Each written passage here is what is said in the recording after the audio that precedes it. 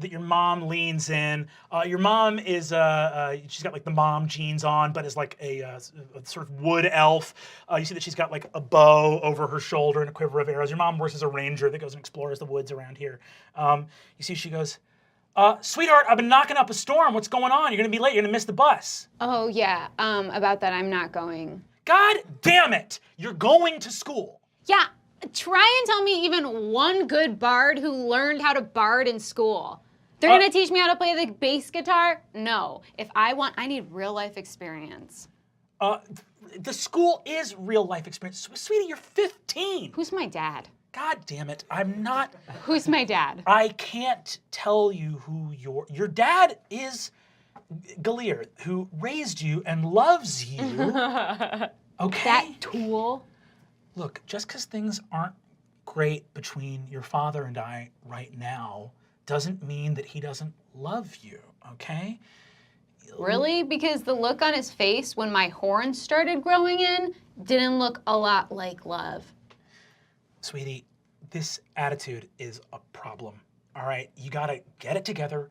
It's your first day at school. You know, you're right. I think I need some instruction, like maybe from a dad. God damn it. Who is he? Just give me a name. I'll go find him myself. There are reasons I can't tell you. Is he the Nightmare King? It's not the Nightmare King. It's not the Nightmare King. It's the Nightmare King. It's not It's the the Nightmare Nightmare King. You don't have to say it's not the Nightmare King if it's the Nightmare King. Say it. You want me to say what? If it's not the Nightmare King, you could let me know by being like, it's not the Nightmare King. The Nightmare King lives thousands of miles away from here, maybe. Yeah. I did. But he also lives in our nightmares.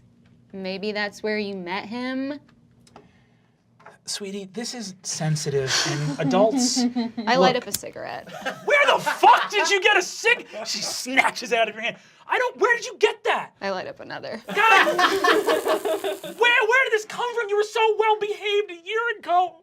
See, she sort of like collapses against the wall. Look, okay, well, and she looks out the window and goes, well, there goes the fucking bus, huh? There it goes. Are you happy? Bye. Anyway, so I think I'm just gonna sort of stay home and work on some music. I've got a song called My Dad is a Demon, but he's also a deadbeat. So I'll just work on that. You're going to the school. Bye. And you see that she walks out, picks up the phone, and she calls someone. You can hear her speaking in Elven downstairs. God, just so many Fig. TH soundings. Fig. I know you're talking about me. I can hear you saying fig. And Got nothing to do with you. Get downstairs. You see your mom comes back upstairs and goes, I have to go to work. All right, your father is coming here to pick you up and take you to school. All right, because Oh, my real father? I'm finally gonna meet him. What a luxury. I can't wait. I'll put on my best fucking dress. Get dressed for school. All right, and we will talk about this. I love you, and I know this is hard right now, but we're gonna you gotta put the cigarette out while I'm in the room. While I'm in the room, you can't smoke. I put it out in her coffee. God damn it! You see that she walks out of the room. Just tell me who my real dad is and I'll call this war off! She walks out of the room.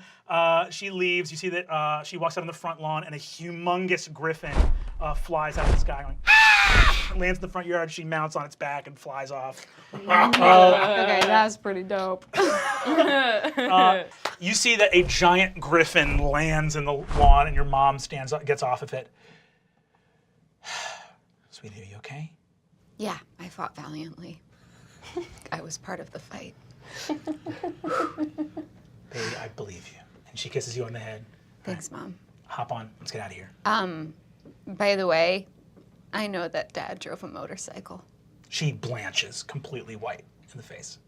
And I just want to say, in terms of choosing men, that's pretty metal. She smiles, a little sort of half-embarrassed smile. You guys get on the griffin, take off. I met Sandra Lynn. I met your mom. Did you guys hit it off? I kind of hate her these days, so I'm like, what did you even see in her?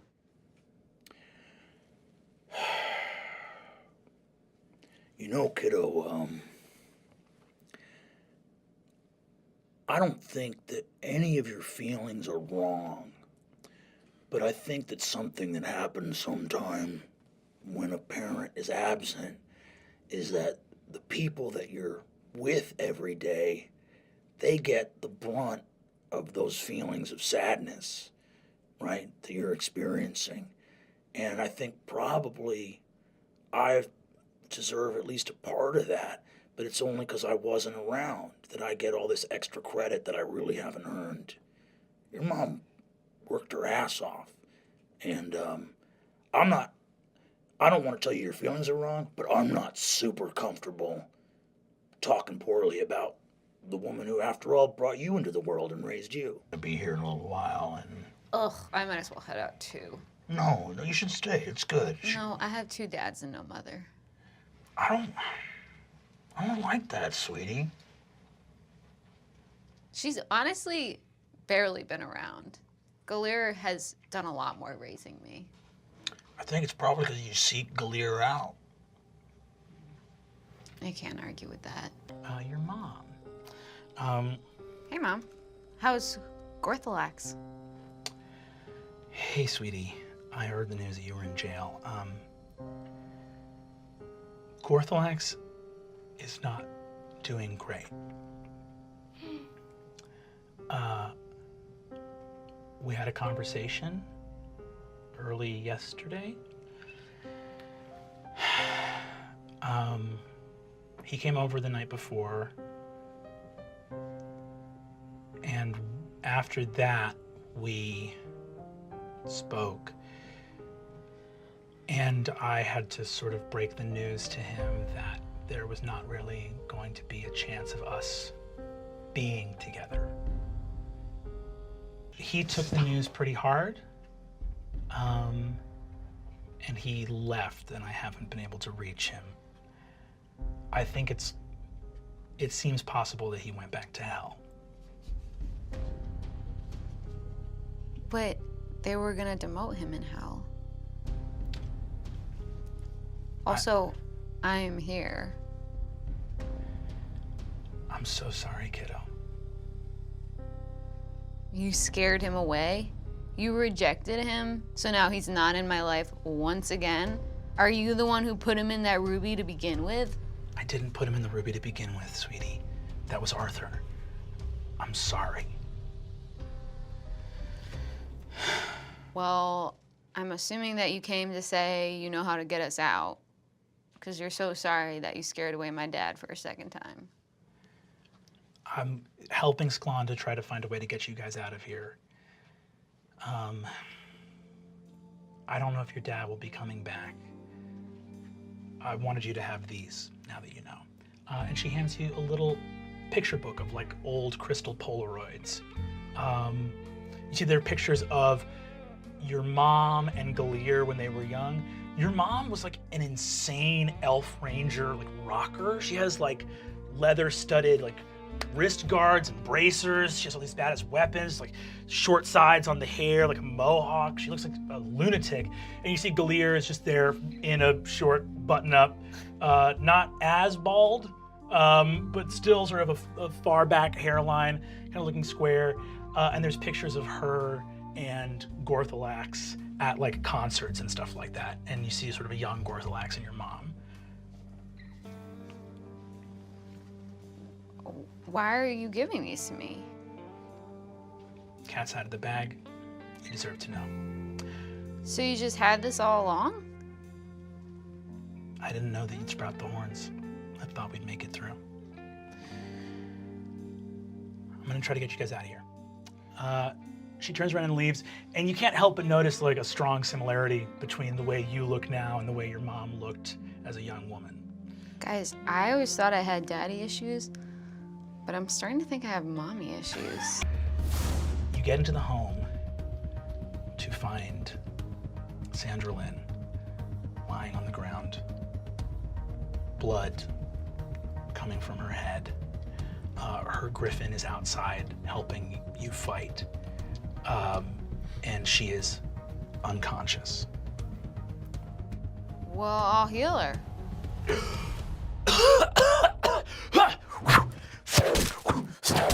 She hits 2 more of these enemy combatants out on the lawn, stands up.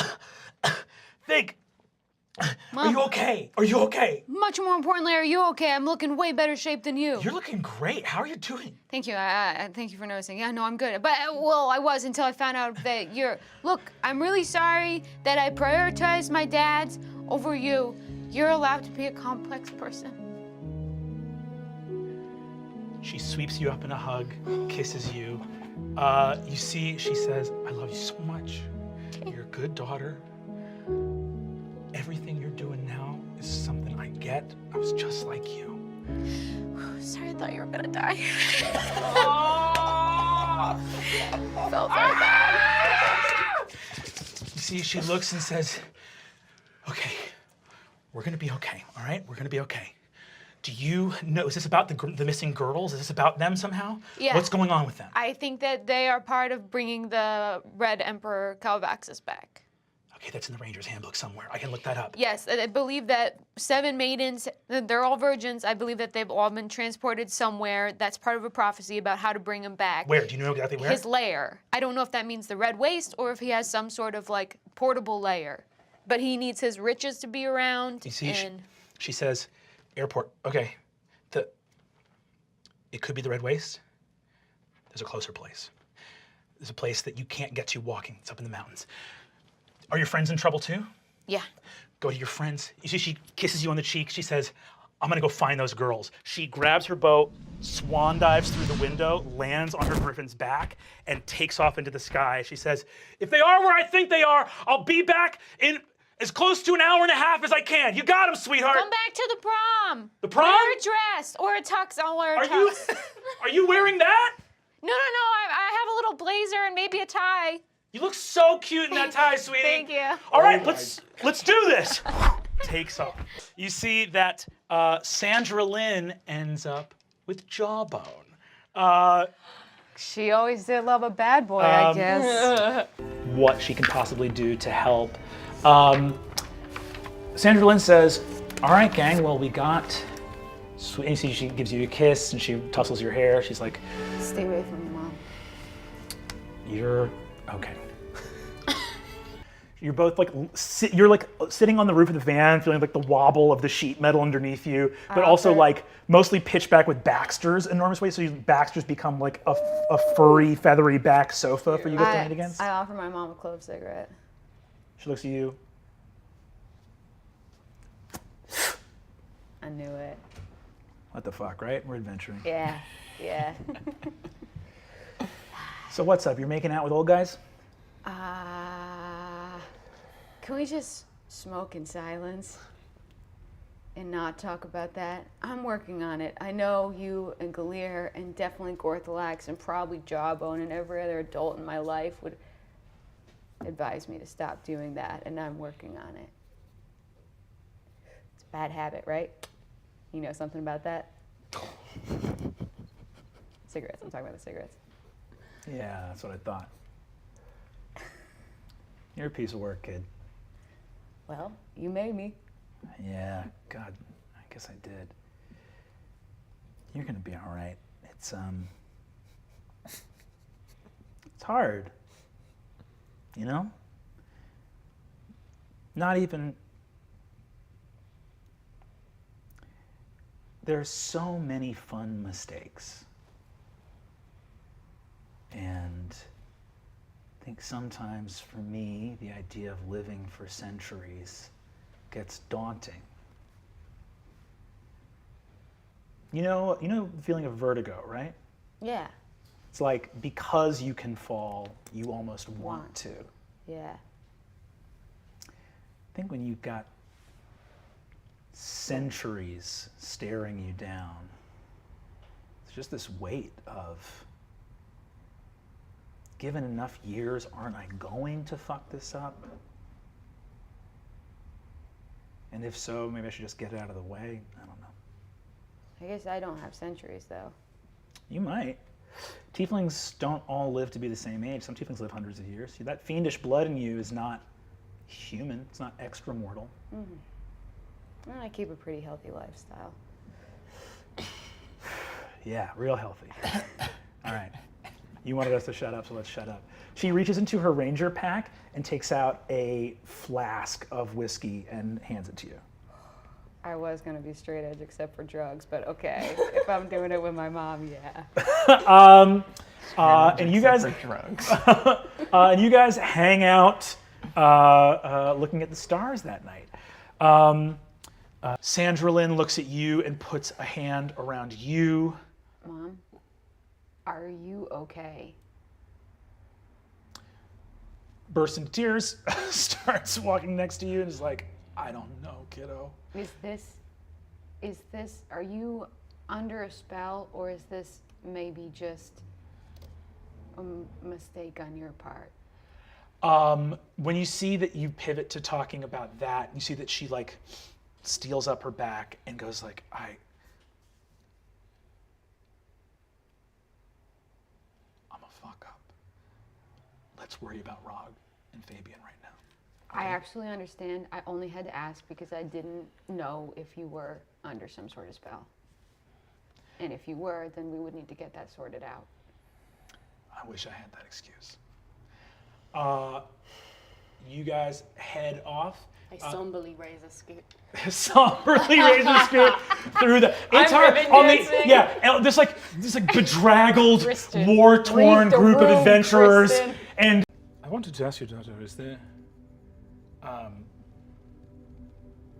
I observed a strange interaction. My insight into the workings of the heart alerted me to a strange presence between your mother, Sandra Lynn, and our benefactor, Garty O'Brien. Yeah. Are you aware of any such hanky-panky?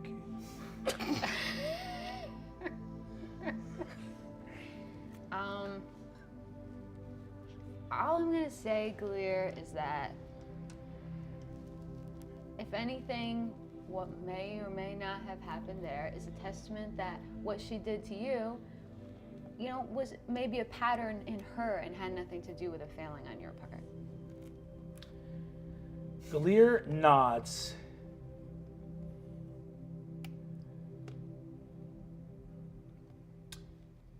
Your mother.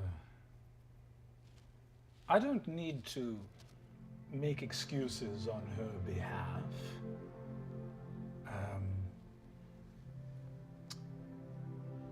Or, defend what she did. She's been very hurtful to me through her actions. You know your mother graduated Eggfort, right? When she was a younger woman. Yeah. Do you ever wonder what happened to her adventuring party? No, actually, I hadn't really. The reason she took her job as just a member of the sort of Silesian Rangers, she was promising for much more beyond that for quite some time.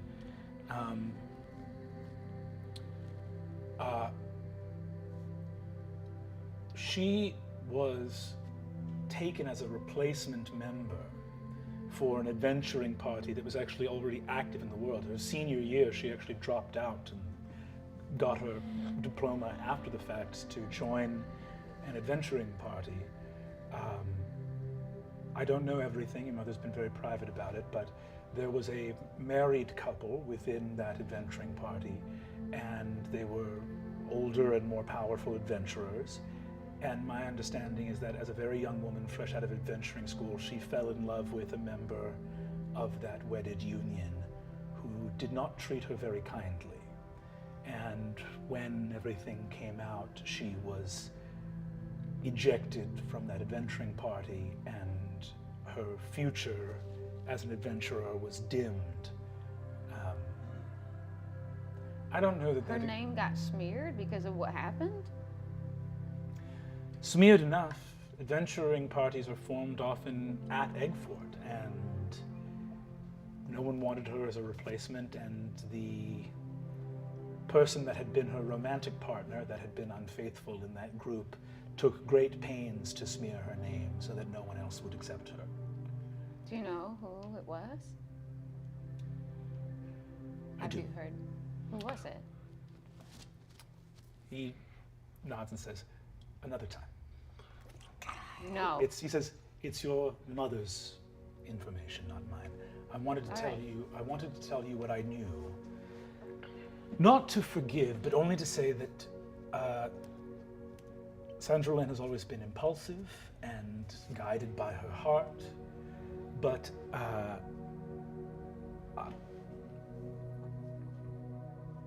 maybe they're unrelated. Maybe she has done wrong by people and has also been wronged, and one doesn't excuse the other.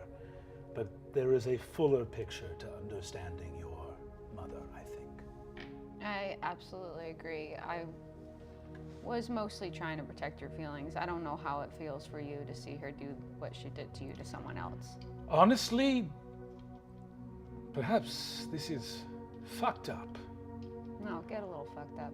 Come on, Pops. It makes me feel like it wasn't something uniquely wrong with me. That's exactly what I was saying.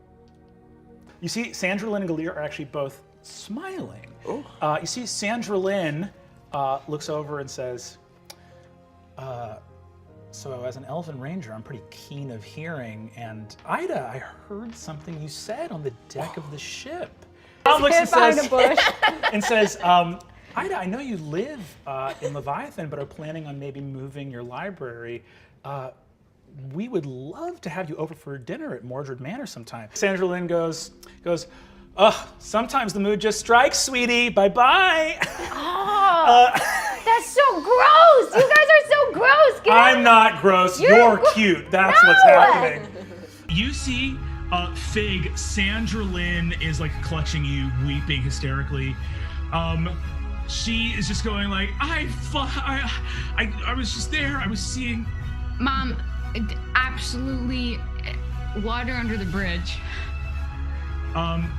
She looks up. She just collapses and puts her head in your lap. Maybe I'll see if my mom is awake. Yeah. You see Sandra Lynn, it's like brushing her teeth after the... I'm really careful about walking in on her in Jawbone's bedroom. Yeah, no. You see she's in the upstairs bathroom, like brushing her teeth. You see that there's like, she walk up the staircase past the door that is a portal to the pirate city of Leviathan that has like a bar over it so that lost pirates don't wander in here looking for a book. Mom. Yeah.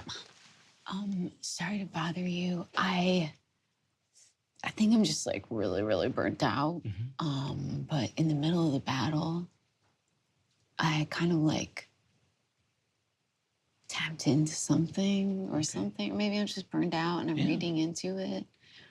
Do you know if like acid reflux can be a curse? Or if there's like a devil of acid reflux? Devil of acid reflux?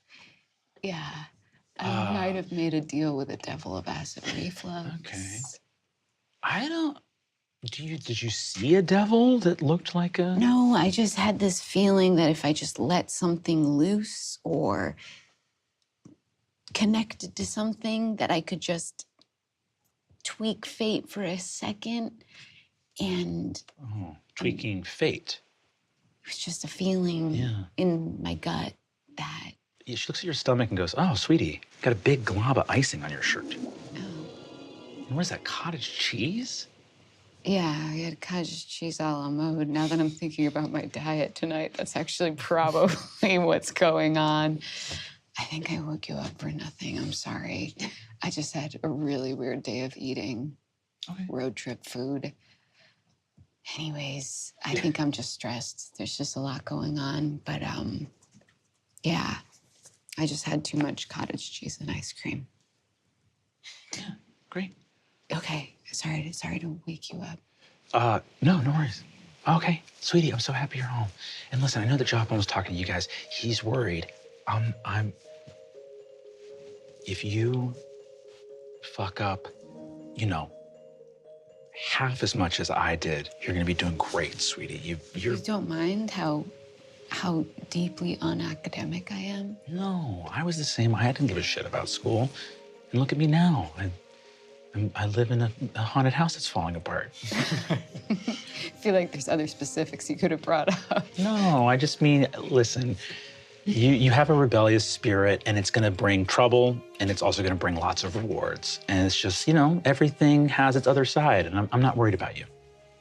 Do you think I should go to school? Do you think I should go to Bard class? I haven't done it even once. Well, hey, what's wrong with a new experience? Give it a shot. Maybe you'll like it. I think that you're reacting to it as a thing that you're required to do, and that's what you hate about it. But the requirement to do it isn't coming from the class itself, right? It's coming from the administration, the bureaucracy. So the class itself might actually be quite rewarding or valuable, and you won't know until you go. What if I did this? What if I changed my major and then went to Bard school?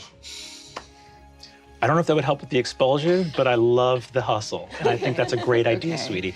She gives you a big kiss. Okay. It hardens pretty quick. She says, oh, sweetie, we were doing some renovation. The house is falling apart. Here, let me help you. Okay. Give me another dexterity saving throw.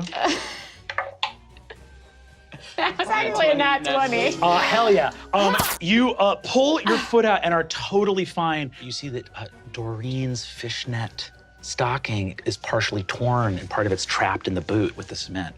Oh, Doreen, and my combat boots.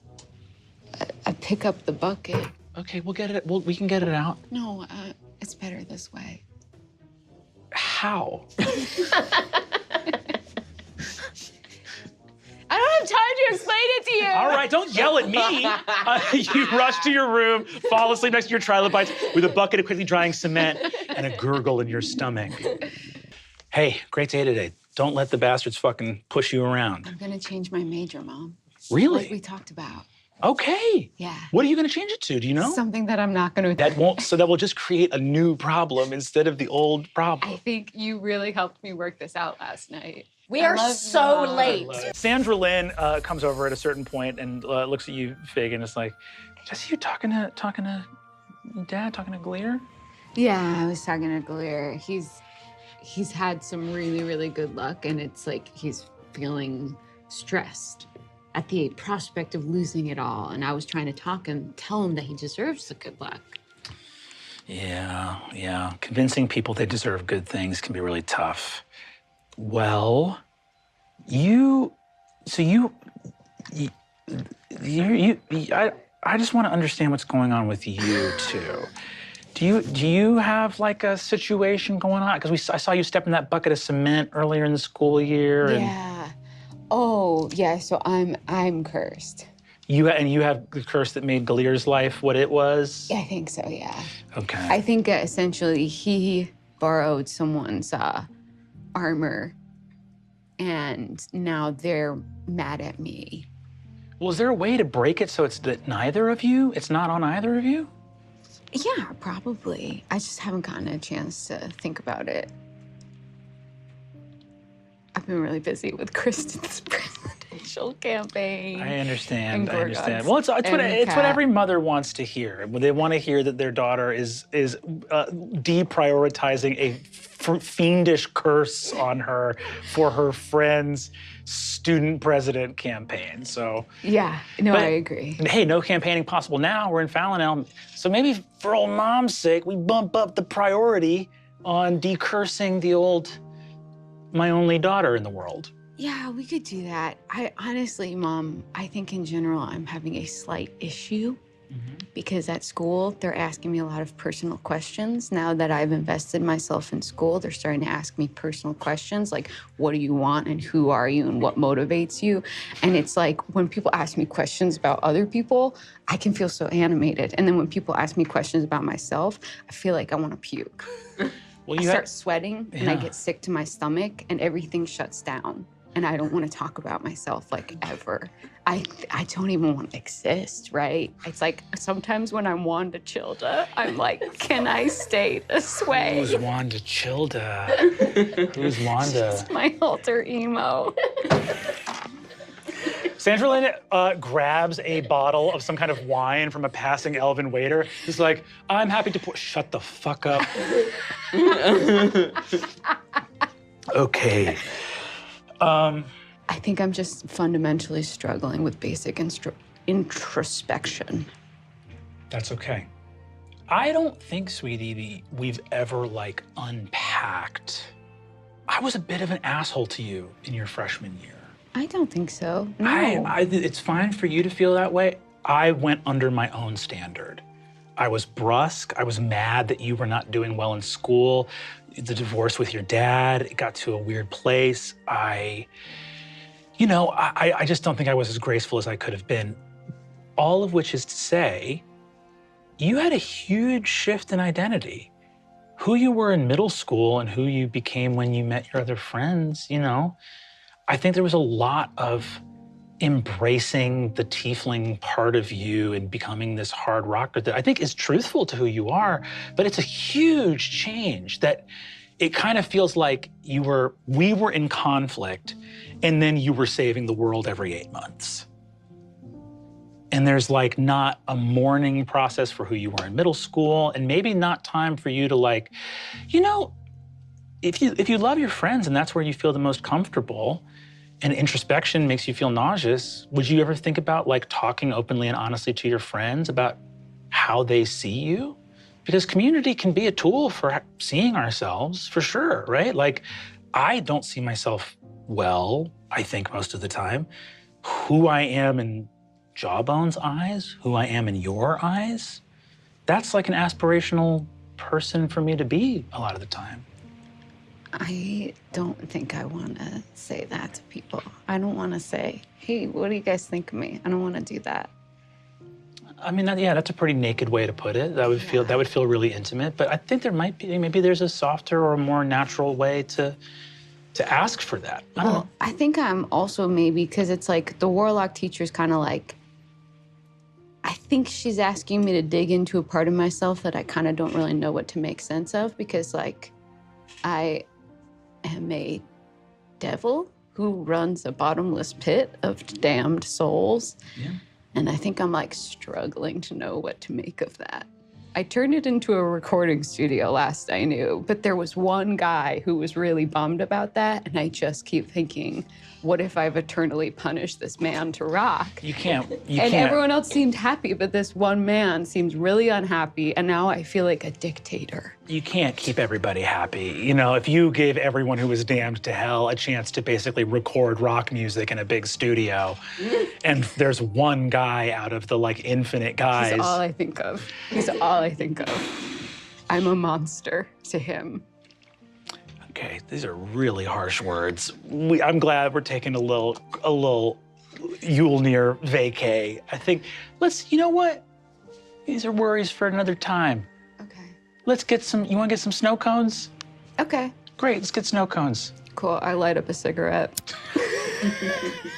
I don't wanna see that. And Bobby Dawn went as a young man to the Eggford Adventuring Academy, right? You guys had heard that before. Okay. Of course. You see that she looks at you and says, okay. Does Fig know that Bobby Dawn is teaching at the school? Yeah. Oh my fucking God. What? Do you remember my mom was in an adventuring party and she got into a relationship with someone who was already in a relationship and then they Yeah. name and got her kicked out? Was it? And you see Sklanda looks at you and just sort of slowly nods her head and goes, Messy. I love fucking Bobby Dawn. She goes, as you run away. I noticed the disparity between the way she addressed you and when I talked to her about my feelings, she took a huge chug of alcohol. Oh, look, listen. Interesting. It's Like much looking in a easier to little mirror, parent somebody probably. else's child. Somebody that you don't see yourself in. Clearly. And Fig at Mordred Manor, Sandra Lynn sort of knocks on the door. You see Ida sort of says like, a moment of privacy, unless you do not wish for a moment of privacy. No, I can talk it out with Sandra Lynn, yeah. Very well. If she disturbs you, I will avenge you. Yeah, no, I'd like to see that, honestly. Okay. And you see that she steps out and just does this to Sandra. And he goes, all right, Ida. And comes in the room and sits on your bed. I've been listening to this awesome podcast. It's called Complicated Women. Yeah, I've heard of it. And I think it's done a lot. You know, I was trying to get into the Dry Guys and I kind of couldn't do it. And then I was like, I'll give this a shot. Yeah. And it's really, I mean, there are only two paths for podcasts. There's only two podcasts, and you're either Dry Guys or Complicated. Yeah. And for me, I'm Complicated Women, and it's really well produced. It's very well produced. It like almost sounds like someone with like a fantastic recording studio. That's it. Yeah, I noticed recently, like the last couple of months of episodes have been phenomenal. Yeah. It's really hit its stride. So I get, and there's a great point that the person in there made that was sort of about, they were playing the song, your song, Dawn of Justice, and they were sort of talking about it, and justice has to reset. It's like dawn, it's each new day. You have to hold yourself accountable for what you did, but also the whole point is to do better.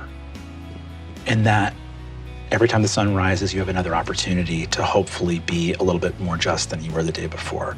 All of which is to say, I love you, and you're so capable, and you're so powerful, and in many ways you have life more figured out than I did at your age, and I underestimate, based on how amazing you are, that sometimes you want to hear from me. Well, I love you too. And I was thinking that I might set up a little, this is gonna sound like a regression, but I think it's a good thing. I was thinking I might set up a little room in Fabian's boat so that I can like kind of be there when the baby comes. She says, I think that's really beautiful. And I think that Fabian will need it. I think Fabian will need the help. Baby's currently at the weapons store. We're just gonna have to teach me how to use a gun. You see that she reaches a hand over her heart. Are those Porter's testicles? She goes, Sorry. Blimey. She wraps you up in a hug, kisses you, and you see that she points at her eyes, points at you, and places a very special hunter's mark on you. I always want to be able to reach out to you. I willingly fail to save.